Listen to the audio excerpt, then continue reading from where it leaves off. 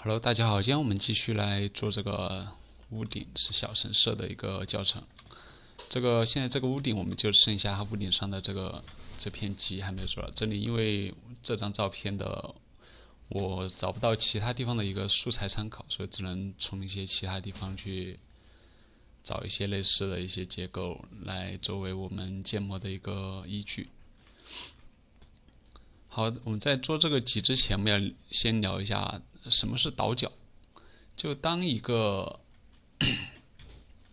发现你在自然中的物体的时候，你发现即使是这种很坚硬的一个物体，它的边缘也会有这种就是倒角结构，它会产生一些很细微的一些细节差距，会让你的东西更加的写实。就如果我们在 3D 模型中，你发现你如果只是建这样一个，稍等，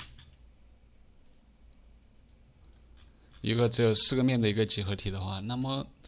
它给你的一个信息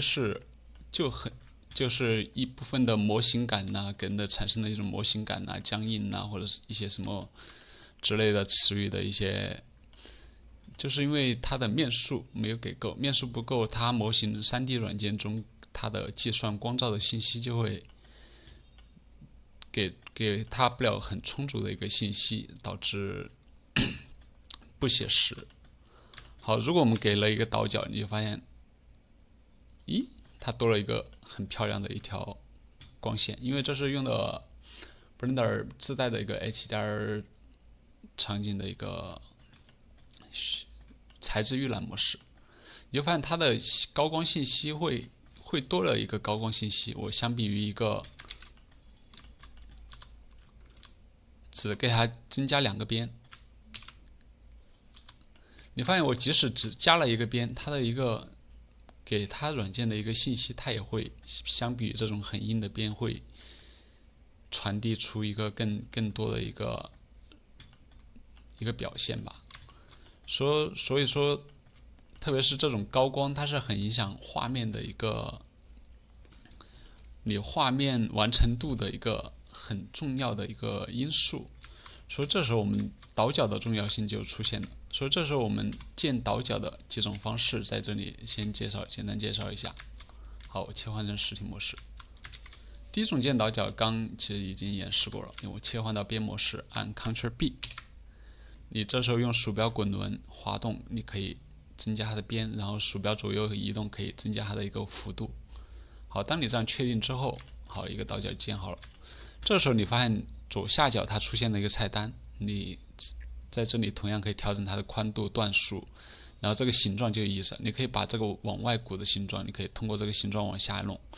调成一个很低的值，它就会往内鼓，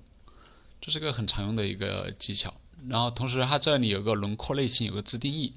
好，你可以直接通过添加点，直接改变你这个倒角的一个外轮廓。好，这是修改倒角的一个方式。好，第二个就是很常用的一个，就是使用倒角修改器。这里我就直接使用 HOPS 的倒角插件，倒角功能，通过直接这样点一下倒角，然后左右滑动，它会自动给它加一个倒角的效果。这是一个倒角的方式。好，然后这里再介绍另一种，也是本质上也是使用修改器。这里是使用的一个 Ctrl+Alt 加 E，Ctrl+Shift 加 E， 使用快速变形的一个倒角的方式。快个形。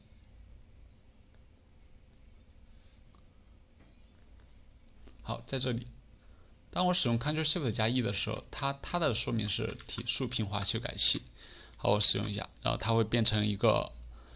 这种体数网格的一个分辨率。你通过鼠标的左右滑动，你可以改变它的一个，你可以简单理解为你想要倒角的一个大小。好，然后你再左右平滑，因为它在这个时候，稍等，我重新来一次，我把修改器这个界面打开。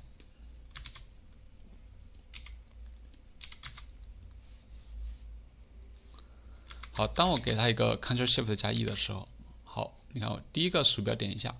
好，它已经给它增加了一个体数重构，然后我再通过左右移动，它会在这个体数重构网格修改器，在这个重构网格基础上加个平滑修改器，这就是它的一个倒角效果。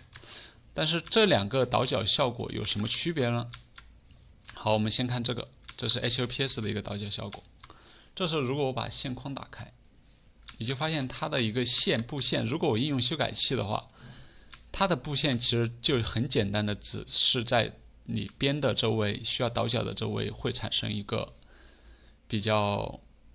倒角的一个线条，但是你其他的地方是没有线的。但是这个重构网格它这个本身是一个用于雕刻的一个逻辑，它把你所有的网格直接均匀的按照一个一定的方块去这样分布。那么这个时候你就发现它的优点就出来了，这种它会很节省你的资源，让你的倒角的同时，你的面会保持在一个很小的程度。但是如果你使用这种方式去做，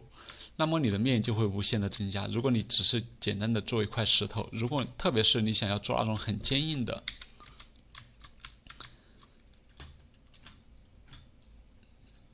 就类似于这种金属类的很坚硬的这种倒角的话，那么你需要把你的值调到很大很大的一个值，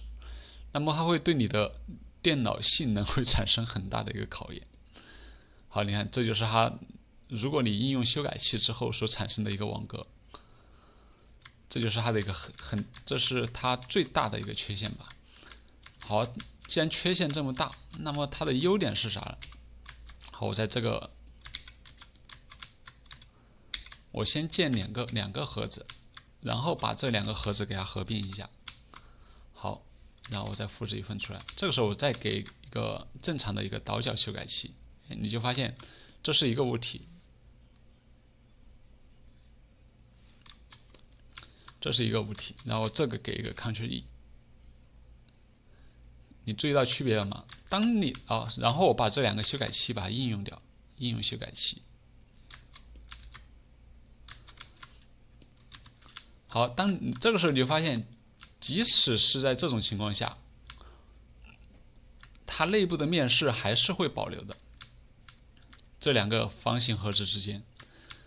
那么这个时候你再去分离它，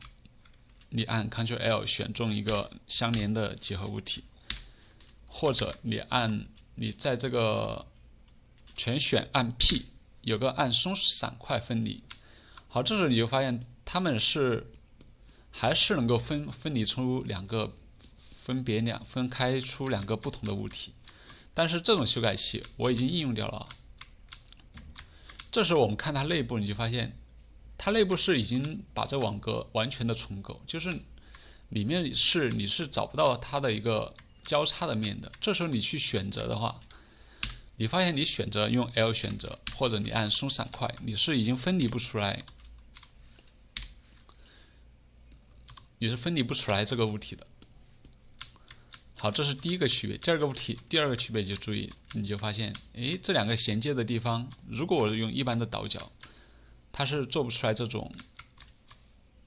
平滑的一个衔接效果。而往往我们要做一些有机类的物体，包括一些就类似于飞行器上面的一些飞机上面的曲面，两个面之间的相接，它往往会有产生这种相容的一种过渡的一个面的一个效果。这时候我们可以通过这种方式去快速的去做这个倒角的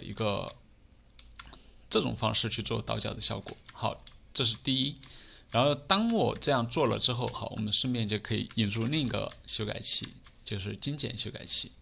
就当你发现我使用这种方式去，我这个面这样多，如果我这只是个小部件，我在整个场景中复制个千百个，那么你发现这里的面会变得很大很大，你的场景就会变得很卡。这时候我们就需要用一个精简修改器去把这个面精简掉，你直接通过塌陷减少它的比例。这时候我们看它的网格线框，好，你就注意到随着你的比例增大，它会把它的面数根据它自己的一个计算公式，会把一些不该有的面，它会直接给你平滑掉。但是当你减到一定程度的时候，它就会对你的模型质量产生一定影响。你可以看着你的情况我们保持一个最低的面数的时候，以一个能尽量保证效果为标准去使用这个精简修改器去把这个东西做出来。好，这里当你发现，哎，我每次这个时候我要使用这个快速变形插件，按住 Ctrl+Shift+F 键，弹出它的菜单，你就发现它在这里面已经给你把所有的东西都已经集成好了。好，假设我这样一个很流畅的这个时候一个很流畅的流程就产生了。我使用一个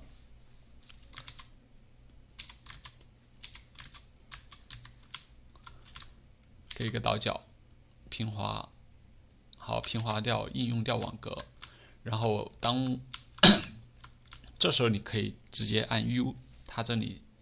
如果你没有这个插件，它是没有这个快捷键的，它会按 U 可以直接进入雕刻模式。好，你可以在此基础上进行一些简单的一些雕刻。因为我现在给的面数少，所以它的效果是不明显的，所以说，等一下，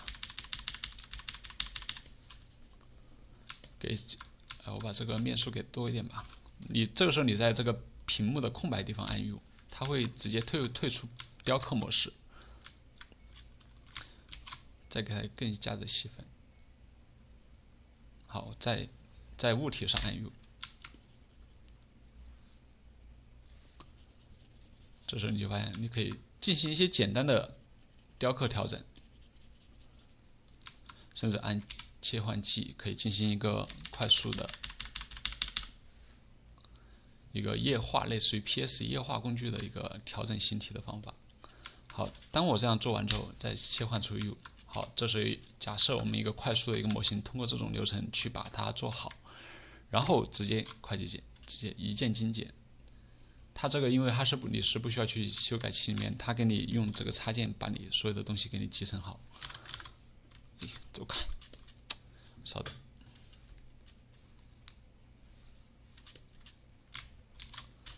如果精简一次不够，我们再精简一次。好，这个时候我们发现这个差不多，这就是我们想要的一个东西。这是一个比较很顺滑的一个流程，简单的一个介绍。